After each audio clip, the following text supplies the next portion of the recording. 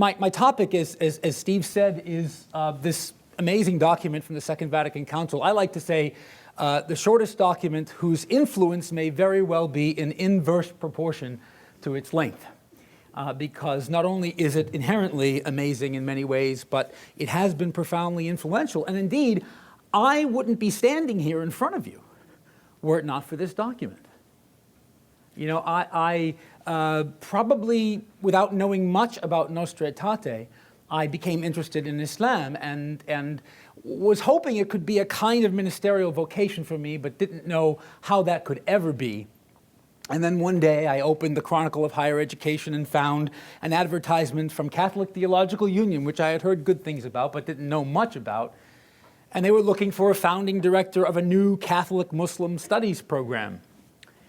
And so I came here. I was lucky enough to get this job. They were foolish enough to hire me.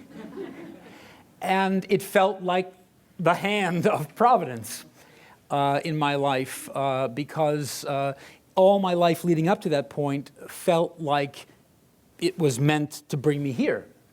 But here is a place, as you know, which was birthed by the spirit of the Second Vatican Council. And CTU's commitment to interreligious dialogue, particularly Jewish-Christian and Jewish-Muslim dialogue, was firmly, and Christian-Muslim dialogue, and of course Jewish-Muslim and other kinds, but primarily, you know, the Christian-Jewish and Christian-Muslim was rooted in this document. So I wouldn't be here. My life wouldn't have the purpose it has now. I hope God would have given it another purpose, but it wouldn't have the purpose it does now were it not for this. So it's a very deep personal privilege, you know, to be here with you, as well as you know, a kind of exciting professional opportunity for me to share with you some of my observations about this document. I wanted you to look at this first slide. I entitled it Vatican II and quote, non-Christian religions, unquote. As you know from the handout in front of you, the title of Nostra Aetate is Declaration on the Relation of the Church to Non-Christian Religions. And this is a somewhat unfelicitous phrase, non-Christian religions, principally because people who are not Christian usually don't like to be known as not Christian.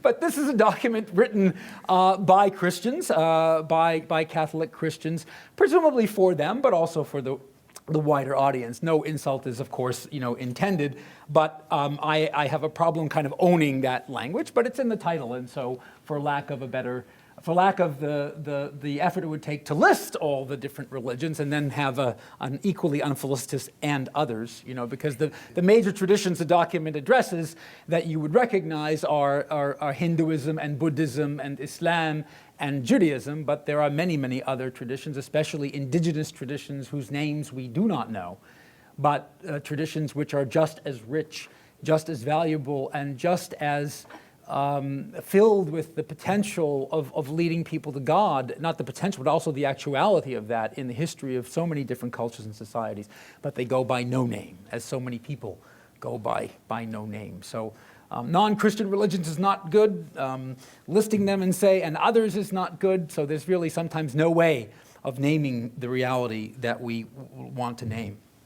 But that's okay, because I think the same can be said for God. There's no real way to name or capture in that name the reality that we wish to point to.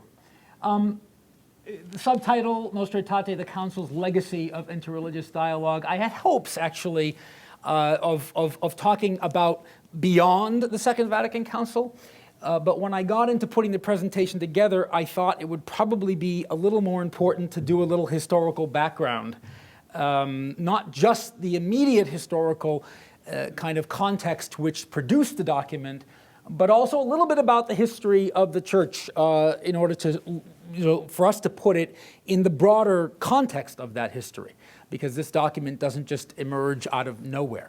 Just keep in mind, however, that there's a rich history, a rich post-conciliar history of this document and its influence, which we're all in some ways a part of, as I made reference to, speaking of my own experience, sitting here at CTU, but which I'm not going to explicitly speak about this evening. Maybe if, you know, we have some time in the question period or discussion period, we can talk a little bit about that. Or you can, those of you that are taking the course for credit and stay later with Steve, can talk about those kinds of things. Lots of other documents, for instance, like a very important document that came out in 1984 called Dialogue and Mission. Extremely profound and extremely important in terms of drawing out in greater detail and depth the teachings of Nostra Aetate, and then Dialogue and Proclamation, and then documents like Dominus Jesus, which is not addressing interreligious dialogue specifically, but which certainly in some ways is addressing certain problems that the authors of that document saw in interreligious dialogue. So it's just a little disclaimer that I'm not really going to go into a lot of the post-conciliar stuff. I just asked you just to look at these images for a second and tell me what you see there. Does anyone know what this first image well, you probably recognize this fellow, right? Blessed John Paul II. Anyone know who this fellow is? Chief Rabbi of Rome. That's exactly right. And this is a meeting they had in the 1980s, actually. I'm ashamed to say I don't recall the year. Kind of threw that up there on the slide because I wanted to sort of have a montage of images that kind of evoked the spirit of Nostra Aetate. How about this image? Anyone know what that's an image of? Anyone? Happened in 1986. Assisi, right?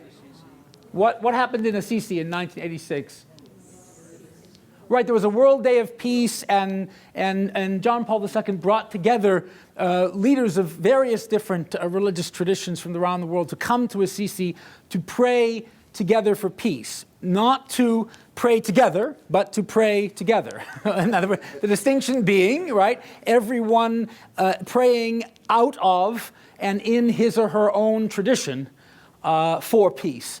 Not praying in one kind of strained interreligious liturgy, which would require people to, everyone to compromise. And since faith is really not about compromising conviction, but about living deeply into it, that wasn't the idea.